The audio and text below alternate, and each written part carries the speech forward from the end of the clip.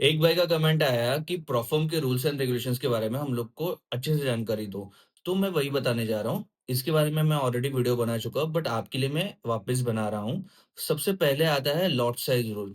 Lot size rule मतलब in the sense कि आपने समझो 1 लॉट से आप अगर ट्रेड कर रहे हो तो आपको कंसिस्टेंस उतने 1 लॉट से ही ट्रेड करना है। आपका लॉट साइज़ आपको घटाना या फिर बढ़ाना नहीं है। दूसरा आता है कंसिस्टेंसी रूल।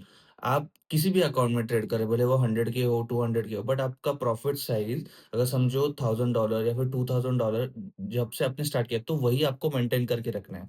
तीसरी सबसे मेन रूल आता है वो है न्यूज़ ट्रेडिंग के रिगार्डिंग। न्यूज़ ट्रेडिंग कहीं में अलाउ होती है, कहीं में अलाउ नहीं होती है। फोर्थ आता है stop loss limit. Stop loss limit के बारे में कंपनी के टर्म्स एंड कंडीशंस में ऑलरेडी मेंशन होता है। उसके बाद आता है स्कैल्पिंग रूल्स। स्कैल्पिंग रूल्स कहीं पे अलाउड होती है, कहीं पे अलाउड नहीं होती है। वो भी जब आप ये सारी चीज़ें की जानकारी तभी ले पाओगे जब आप कोई अकाउंट परचेज़ करने जाओगे और टर्म्स एंड कंडीशन अच्छे से पढ़ोगे। अ, उसके बाद आता है minimum trading days. Minimum trading days कि अगर उन्होंने बोला है कि 3 दिन आपको मिनिमम ट्रेड करना है, तो आपको वो करना ही पड़ेगा।